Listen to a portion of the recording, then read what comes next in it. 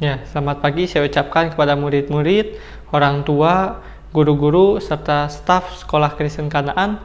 Bersyukur pada Tuhan kalau pada pagi hari ini kita masih diberi kesempatan untuk bersama-sama mendengarkan sebagian dari renungan firman Tuhan. Sebelum kita memulai renungan firman Tuhan, mari kita buka di dalam doa. Mari kita berdoa. Dalam nama Tuhan Yesus kami berdoa. Tuhan, terima kasih atas pagi hari ini Kau masih memberi kesehatan kepada kami. Tuhan, sebentar kami akan mendengarkan sebagian dari renungan firman-Mu. Kiranya Tuhan memberkati dari awal sampai akhirnya. Terima kasih Tuhan. Haleluya. Amin.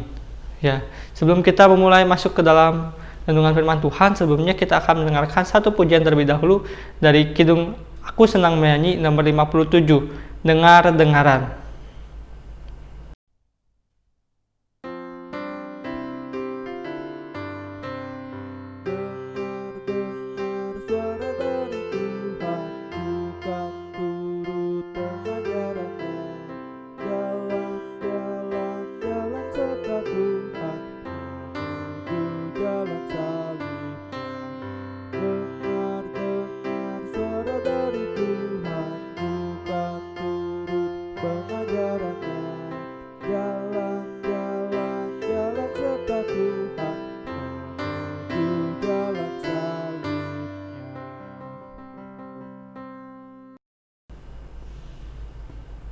Ya, sebelum kita mendengarkan sebagian dari firman Tuhan, mari kita berdoa doa yang diajarkan oleh Tuhan Yesus, yaitu doa Bapa kami.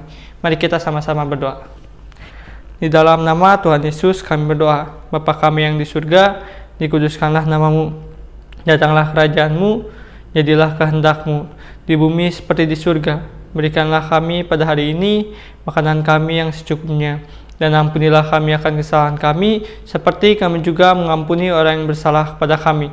Dan janganlah membawa kami ke dalam cobaan, tetapi lepaskanlah kami daripada yang jahat. Karena Engkau-lah yang punya kerajaan, dan kuasa, dan kemuliaan, sampai selama-lamanya. Amin. Ya, di dalam nama Tuhan Yesus, membawakan renungan firman Tuhan pada pagi hari ini. Renungan firman Tuhan pada pagi hari ini diambil dari kitab 2 Raja-Raja, pasal yang kelima, ayat yang ke-17. Kita buka kitabnya. 2 Raja-Raja pasal 5 ayat yang ke-14. Ayat yang ke-14. Mister akan bacakan. Di dalam nama Tuhan Yesus membaca Alkitab 2 Raja-Raja 5 ayat yang ke-14. Ayat yang ke-14. Maka turunlah ia membenamkan dirinya 7 kali dalam sungai Yordan sesuai dengan perkataan abdi Allah itu. Lalu pulihlah tubuhnya kembali seperti tubuh seorang anak, dan ia menjadi tahir. Nah, adik-adik, di situ dikatakan kok bahwa pada saat itu Naaman yang merupakan panglima Raja Aram terkena penyakit kusta. Nah, ketika pelayan dari istri daripada Naaman mendengar hal itu, nah, pelayan tersebut berbicara kepada istri Naaman tersebut untuk membawa Naaman menghadap kepada nabi yang ada di Samaria itu. Siapa nabi yang dimaksud? Yaitu Nabi Elisa. Nah, dan setelah itu akhirnya istri daripada Naaman menyampaikan kabarnya kepada Naaman, dan Naaman pun menyampaikan kabar kepada Raja Aram. Dan singkat cerita, akhirnya Naaman pergi untuk menghadap Nabi Elisa.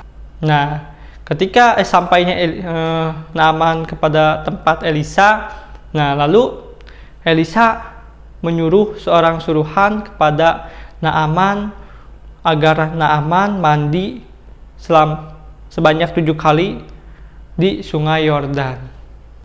Nah, setelah suruhan daripada Elisa menyuruh agar Naaman mandi sebanyak 7 kali di sungai Yordan, Naaman awalnya sedikit ragu-ragu, tetapi akhirnya Naaman mau mendengarkan dari perkataan suruhan orang Nabi Elisa. Dan setelah Naaman mandi sebanyak 7 kali, akhirnya Naaman dapat sembuh kembali. Nah, adik-adik, apa yang kita bisa pelajari dari kisah pada pagi hari ini?